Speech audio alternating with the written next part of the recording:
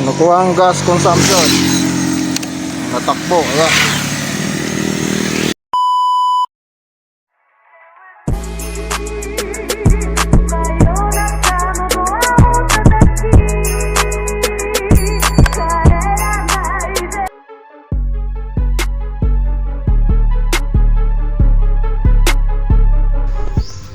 Good day mga idol. Gawa ulit tayo ng gas consumption dito sa LS135 natin na naka 26mm Nibi round slide. Yan. Ito yung gagamitin natin, yung T-bottle ng Absolute mineral water, 1 liter din yan. Yan. Yan. Dati kasi usual na takbo ko nun ng mga panahon na yon is nasa 60 to 70, minsan umabot ng 71 to 72. Ayan. Yun yung nakuha nating gas consumption. Ngayon, ito try natin mag gas consumption na speed lang natin is 50 to 60. Check natin kung ganun pa rin ba yung makukuha nating konsumo ng gasolina. Ayan. Yan, yung current odo natin is 85,380. Wala na yung 0.1, kaya doon tayo kukuha ng point sa may trip meter. Ayan, 0.1. Tapos check natin yung connection natin dito sa ayan, sa may nilagay natin para makita nyo na doon talaga yan nakakonect sa carb. Ayan, yung tungkol lang yan, ito yung hose diretso mismo sa carb. Ayan, lagyan natin ng flashlight. Yan.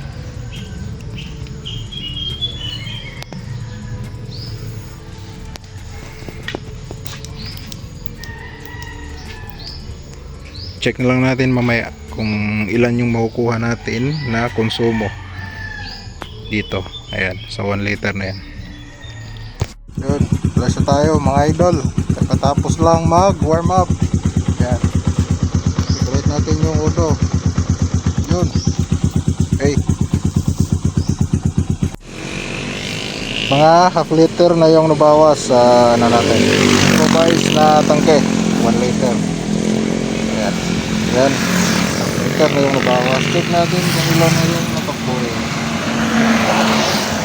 Tingnan lang natin tingnan natin mamaya.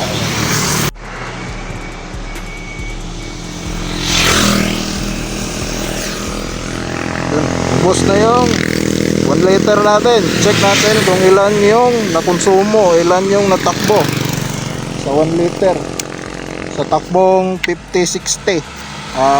Kanina pumalo ako ng 70 siguro isang beses. Yan. Yan yung makuha kong gas consumption. I-compute ko na lang mamaya pag uwi ko. Yan.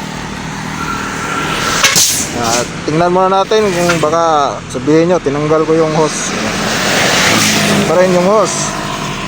Ayan, hindi ko yan tinanggal. Ayan, yung hose. Ito yung linagay kong ayan, ang takip dyan sa gas tank. Ayan, hindi ko pa yan tinatanggal. Check natin yung carb kung yun pa rin ba. Yan, yung 26 Nibi natin, 26 Nibi. Nakuha ang gas consumption. Natakbo. Ayan. Yan yung natakbo. Kanina 0.1 yan, ngayon 0.6. Compute lang natin mamaya pag uwi.